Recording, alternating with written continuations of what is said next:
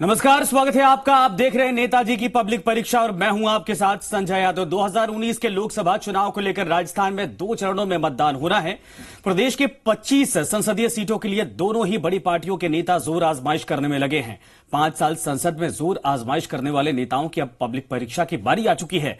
बीते 5 सालों में सांसदों ने अपने क्षेत्र और वहां की जनता के लिए क्या किया और क्या नहीं किया, इसके हिसाब किताब का वक्त आ चुका है। जालौर सिरोही सीट के सांसद देवजी पटेल की कामकाज से जनता आखिर कितनी संतुष्ट है, हमारे खास कार्यक्रम नेताजी की पब्लिक परीक्षा के जरिए हम आपके सामने लाने वाले हैं। अगले आधे घंटे में हम बताएंगे जालौर सिरोही की जनता अपने नेता के बारे में क्या सोचती है। पब्लिक परीक्षा के जरिए हम ये भी बताएंगे कि जनता इन्हें कितने अंकों से पास या फिर फेल की है। तो चलिए शुरुआत करते हैं हमारे खास कार्यक्रम नेताजी की पब्लिक परीक्षा की। राजस्थान में 25 सीटों के लिए घमासान जारी है। सियासी दलों के उम्मीदवार इन दिनों अपनी जीत पक्की करने के लिए क्षेत्र में धुआंधार प्रचार करते नजर आ रहे हैं। राजस्थान में सत्ता परिवर्तन के साथ ही पिछले 5 सालों में सियासी समीकरण काफी हद तक बदले हैं। कांग्रेस जहां राजस्थान में सभी 25 सीटें जीतने का दावा कर रही है, वहीं बीजेपी के सामने 2014 के प्रदर्शन को दोहराने की चुनौती है।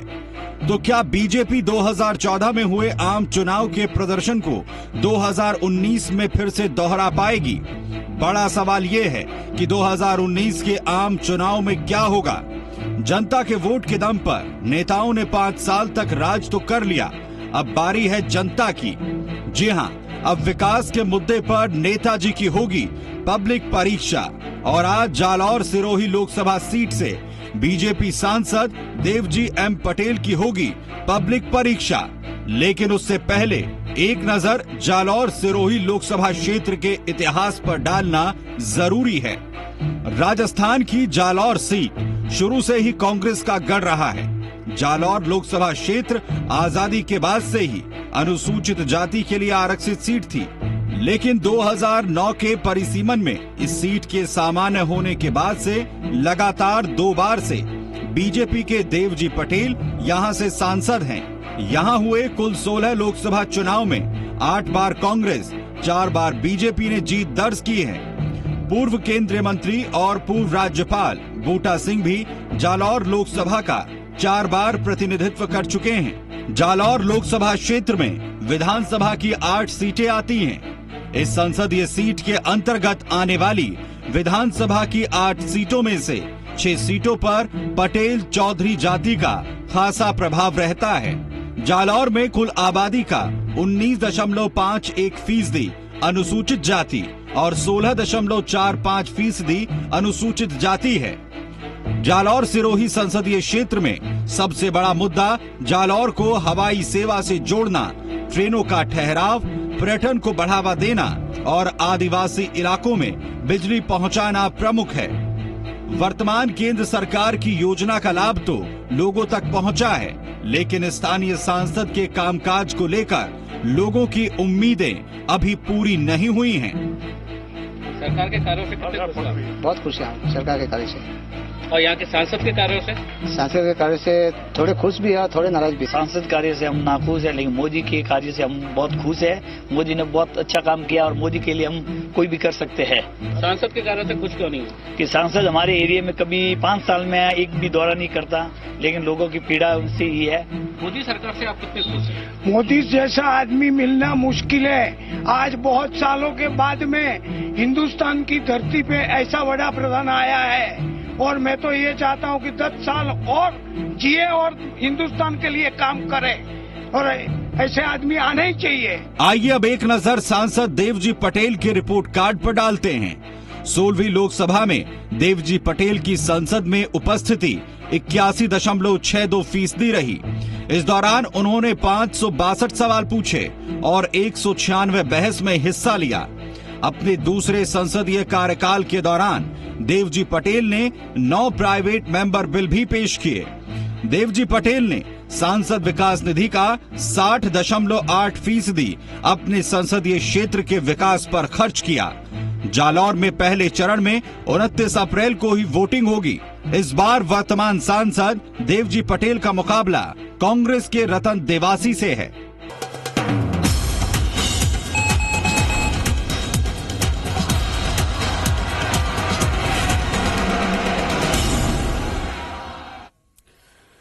तो हमने सबसे पहले जालौर सिरोही संसदीय क्षेत्र में केंद्र सरकार के महत्वाकांक्षी योजनाओं की जमीनी हकीकत की पड़ताल की। केंद्र सरकार की उज्ज्वला योजना ग्रामीण क्षेत्रों में अब भी पहुंच चुकी है। वहीं प्रधानमंत्री फसल योजना से जुड़ी योजना को लेकर भी हमने किसानों से बातचीत कर पड़ताल करने की कोशिश की। क्या कुछ निकला, रिपोर्ट देखिए। हमने नेताजी की पब्लिक परीक्षा के जरिए सबसे पहले जालौर सिरोही क्षेत्र में केंद्र सरकार की तमाम योजनाओं की ग्राउंड रिपोर्ट तैयार की। इस कड़ी में सबसे पहले उज्ज्वला योजना की पड़ताल की। हमारे संवाददाता सबसे पहले सिरोही के एक गांव में पहुंचे। जब हमने अपनी पड़ताल को आगे बढ़ाया तो उज्ज्वला योजना की हकीकत की पोल खुल गई। हमें यहाँ पर महिलाएं धुएं के बीच चूल्हे पर खाना बनाती मिली। यानी प्रधानमंत्री की उज्ज्वला गैस योजना का फायदा अभी भी ग्रामीण क्षेत्रों में कई गरीब परिवारों को नहीं मिल रहा है।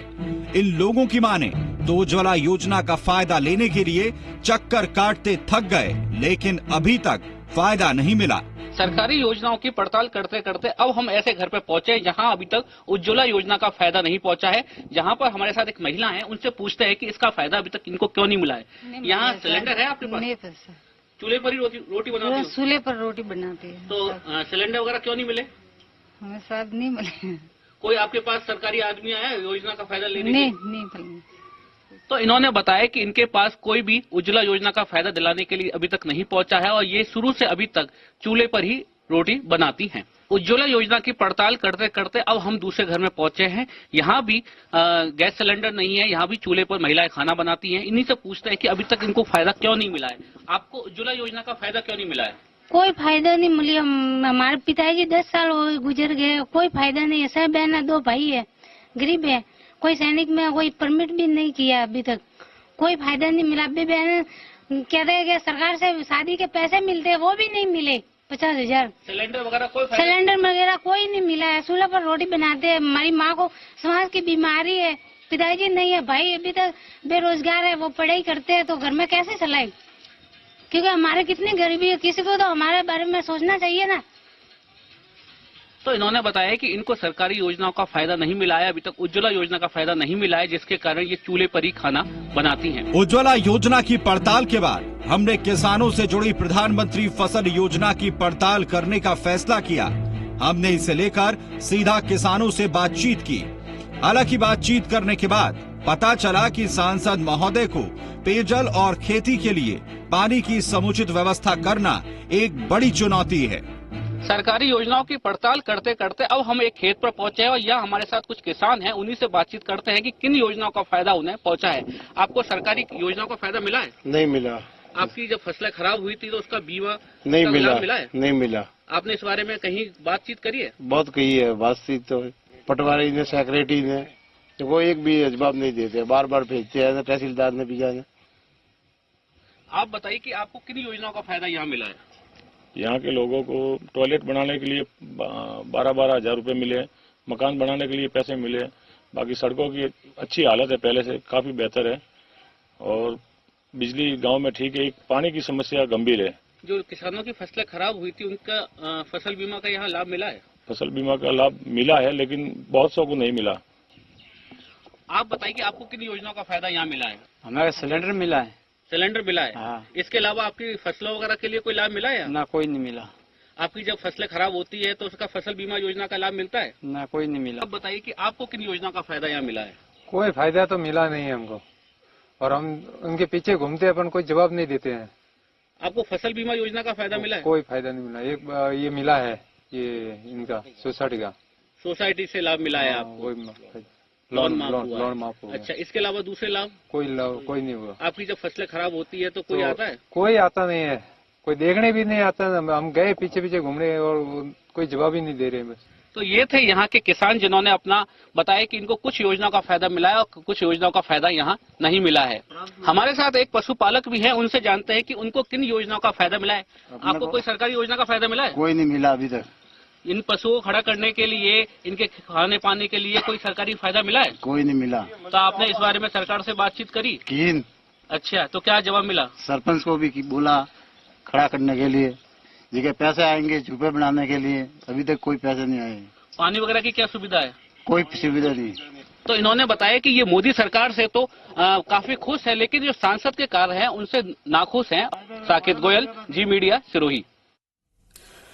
जालौर संसदीय क्षेत्र में जीएसटी और नोटबंदी जैसे फैसले का व्यापारियों पर कितना कुछ असर पड़ा है, इसको लेकर भी हमने पड़ताल की। साथ ही ग्रामीण क्षेत्रों में सरकार की डिजिटल योजना का कितना असर हुआ है, इसको लेकर भी जाना। देखिए इस रिपोर्ट में। मोदी सरकार के जीएसटी और नोटबंदी पर लिए गए फैसले पर अक्सर विवाद देखने को मिलते हैं। विपक्ष नोटबंदी और जीएसटी के फैसले को लेकर सरकार को लगातार घेरता रहा है, तो वहीं सरकार इस फैसले को व्यापारियों के हित में होने का दावा करती है। लेकिन सवाल ये है कि क्या सचमुच सरकार के फैसले से व्यापारियों पर असर पड़ा है। हमने इसे लेकर व्यापारियों से बातचीत की। केंद्र सरकार के नोटबंदी और जीएसटी से व्यापारियों पर कितना असर पड़ा, आइए सुनते हैं उन्हीं की जुबानी। अभी हमारे साथ कुछ व्यापारी खड़े हुए हैं, इनसे जानते हैं कि जीएसटी और नोटबंदी को लेकर क्या असर पड़ा, कितने फायदे उनसे हुए हैं या कितने नुकसान उनसे हुए हैं, इसी को जानते हैं यहाँ खड़े हुए व्यापारियों से। यहाँ जो जीएसटी लागू की है उससे फायदे क्या हुए हैं? जीएसटी लागू होने के बाद प्रारंभ में तो ऐसा हम व्यापारियों को लगा था कि इससे हमें नुकसान होने वाला है, लेकिन हमने बाद में देखा कि जैसे जीएसटी जैसे 28%, 18% और उस बात को सरकार ने समझा, हमारी हर बात को सरकार ने समझा और उसे नीचे स्तर तक ले आए। जो कई हमारे ऐसे वस्तुएं हैं जो 28% पे थी वो 5% तक ले आए, तो इससे हमारी सब सारी चोरियां बंद हो गई। आप बताइए कि साहब जीएसटी को लेकर व्यापार पे क्या फर्क पड़ा? मैं खुद ही व्यापारी हूँ, कपड़े का व्यापारी हूँ, लेकिन इतने दिन ये हमारे यहाँ पे जैसे रेडीमेड है उसके अंदर कोई भी चेकिंग आती थी, फाड़ा आता था, तो हम क्या है कि घबराते थे। लेकिन जीएसटी आने के बाद में हम बराबर जीएसटी भर रहे हैं और हमको तसल्ली है ये पैसा जीएसटी का जा रहा है वो देश के विकास में जा रहा है और हम खुश है।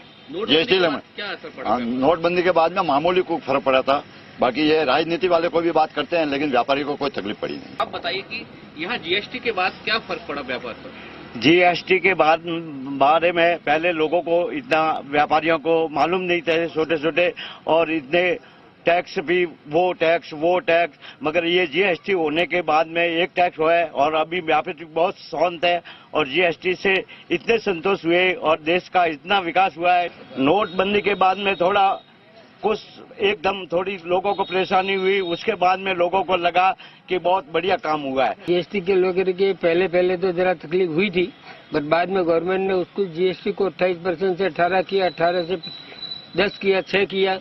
जैसे जैसे जीएसटी में राहत होती गई, जैसे जैसे हमको मालूम पड़ा कि ये जीएसटी बिल्कुल सही लगी हुई है, इसमें कोई जात की कोई प्रॉब्लम नहीं है और इससे मतलब हर व्यापारी को कोई परेशान अब करने वाला नहीं है। नोटबंदी के बारे में क्या? नोटबंदी के बारे में पहले परेशानी हुई थी चिल्लर में, फिर बाद में धीरे धीरे करते ये नोट बैंकों की ये सुविधा अच्छी हो गई और अब नोटबंदी में कोई प्रॉब्लम नहीं है। ये थे यहाँ के व्यापारी जिन्होंने अपनी जीएसटी और नोटबंदी को लेकर सोच बताई। उन्होंने बताया कि जीएसटी के बाद व्यापार में फायदा हुआ और नोटबंदी के बाद भी शुरू में दिक्कतें आई, लेकिन बाद में सब सामान्य हो गया। साकेत गोयल, जी मीडिया, सिरोही। केंद्र की मोदी सरकार डिजिटल इंडिया को बढ़ावा देने के लिए तमाम अभियान चलाती रही है, लिहाजा हमने जानने की कोशिश की कि क्या वास्तव में डिजिटल इंडिया का फायदा युवाओं को मिल रहा है।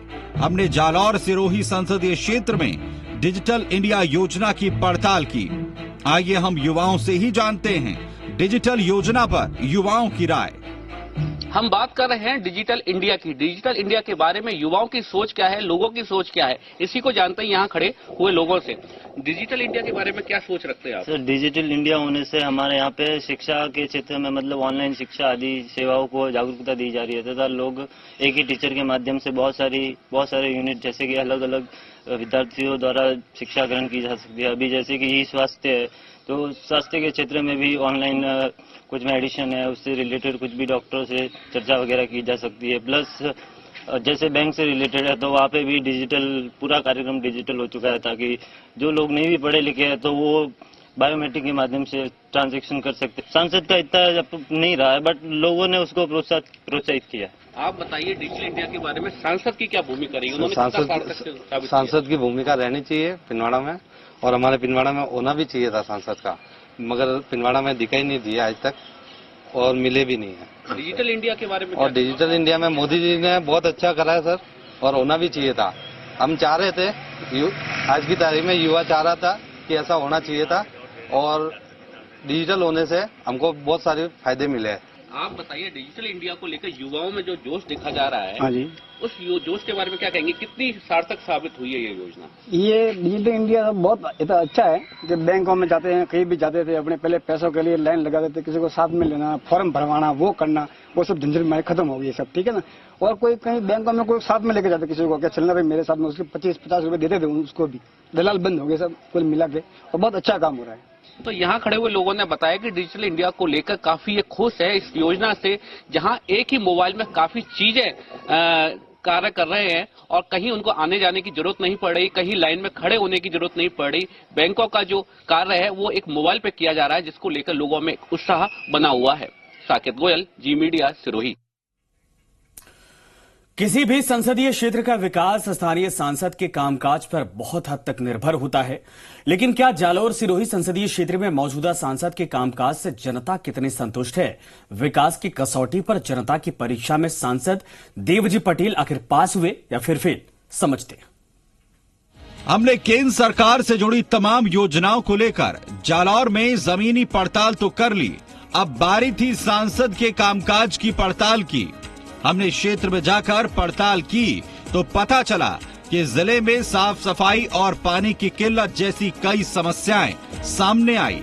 सिरोही के पिंडवाड़ा की हाउसिंग बोर्ड कॉलोनी का हाल और भी बुरा है। कॉलोनी में सड़क, सेफ्टी वॉल और साफ सफाई को लेकर तमाम दिक्कतें हैं। लोगों का कहना है कि कई बार जनप्रतिनिधियों को बताया गया, लेकिन कोई भी फायदा नहीं हुआ। इस समय हम खड़े हैं पिंडवाड़ा की हाउसिंग बोर्ड कॉलोनी में। इस कॉलोनी में कई समस्या है, उन्हीं को जानते हैं यहाँ के रहने वाले लोगों से कि क्या समस्या यहाँ बनी हुई है। यहाँ क्या समस्या बनी हुई है? यहाँ मुख्य रूप से समस्या एक तो सड़कों की है। सेफ्टी वॉल जो बनानी थी वो सेफ्टी वॉल उन्होंने बनाई नहीं, जबकि उनके नक्शे में था कि सेफ्टी वॉल हम नदी की तरफ बनाएंगे, वो भी तक बनाई नहीं इन्होंने। साफ सफाई की बहुत ही ज्यादा स्थिति खराब है, साफ सफाई बराबर होती नहीं, कोई आता ही नहीं, कर्मचारी नहीं है। रोड लाइट की भी सही व्यवस्था नहीं है, इसके लिए भी हमें नगर पालिका से सहारा लेकर काम करवाना पड़ता है और कई बार खराब होती है तो 12 महीने में एक बार हाउसिंग बोर्ड की तरफ से आता, बाकी कोई तरफ ध्यान ही नहीं देता। लावारिस कॉलोनी की तरह है ये, और लिंक रोड नहीं है। बारिश की स्थिति में ऐसा हो जाता है कि हम हाउसिंग बोर्ड में तो घूम सकते हैं, हाउसिंग बोर्ड से बाहर जाने के लिए एक तो कोर्ट के बाहर रास्ता है, वहाँ कीचड़ हो जाता है, वहाँ वाहन जा नहीं सकते। यहाँ की मुख्य समस्याएं तो सफाई वगैरह है और मेन सुरक्षा की व्यवस्था, जो आप बता रहे थे कि सुरक्षा वॉल वगैरह है, तो हम चाहते हैं कि जल्द से जल्द हमारी उन समस्याओं का निदान हो। यहाँ पर एक हाउसिंग बोर्ड का कार्यालय भी है, कभी उस पर मांग उठाई है? हमने उठाई है, लेकिन आते नहीं है। हमने कई बार अधिकारी को अवगत कराया है कि यहाँ पे कुछ रखा जाए, जिससे कि हमारी जो भी समस्या हो तो उनके सामने प्रस्तुत कर पाए, लेकिन JN IN जो भी समस्या के बारे में कोई बिल्कुल आते ही नहीं है। अब कई बार हमने लेटर भी लिखा है, लेकिन इसका कोई जवाब नहीं मिलता हमें। हमें बहुत आक्रोश है। तो ये था हाउसिंग बोर्ड और यहाँ के रहने वाले लोग। यहाँ कई समस्या है जिनका अभी तक कोई समाधान नहीं हुआ। इस बारे में अधिकारियों से कई बार बातचीत भी की, लेकिन इस ओर ध्यान नहीं दिया गया। जालौर सिरोही के लोग केंद्र की मोदी सरकार के कामकाज को लेकर तो संतुष्ट दिखे, लेकिन लोगों का कहना है कि स्थानीय सांसद को क्षेत्र में विकास को लेकर और ज्यादा ध्यान देने की जरूरत है। सांसद का कार्यकाल अच्छा रहा। सांसद साहब ने एक तो यहाँ आगरा पोर्ट जो अहमदाबाद जाने के लिए, दूर जाने के लिए थोड़ा तकलीफ होती थी, वो भी ठीक हो गई। आप मोदी सरकार के कार्य से कितने खुश हैं? मोदी सरकार के कार्य सब अप टू डेट है, सबको लाइकिंग है। ऐसा प्रधानमंत्री मिलना बहुत मुश्किल है और हम उनसे खुश हैं। यहाँ के सांसद देवजी पटेल है, उनके देवजी पटेल के बारे में भी आदमी एक्टिव है, मगर थोड़ा उनको भी यहाँ गांव में आके ध्यान रखना चाहिए, थोड़ा थोड़ा इंक्वायरी करना चाहिए।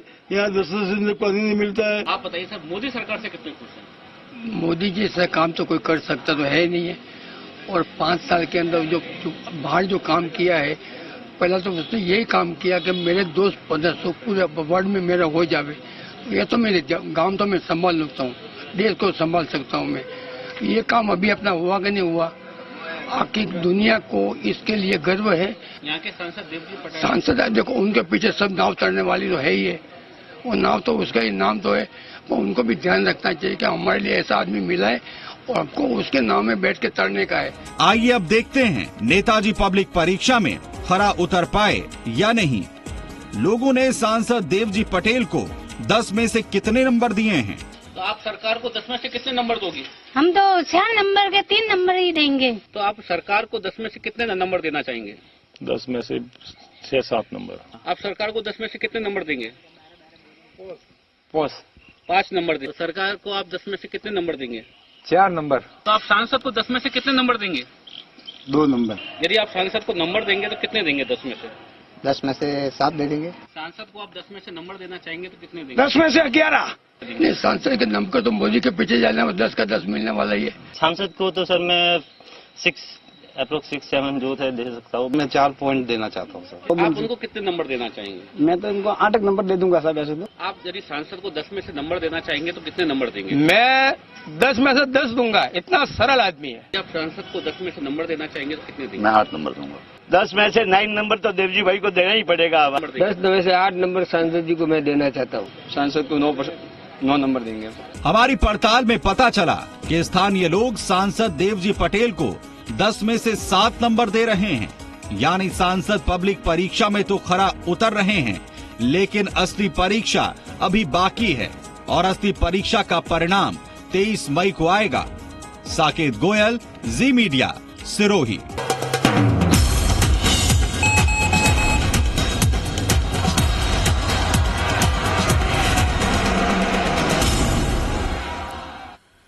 और इसी के साथ नेताजी की पब्लिक परीक्षा में आज फिलहाल इतना ही। नमस्कार।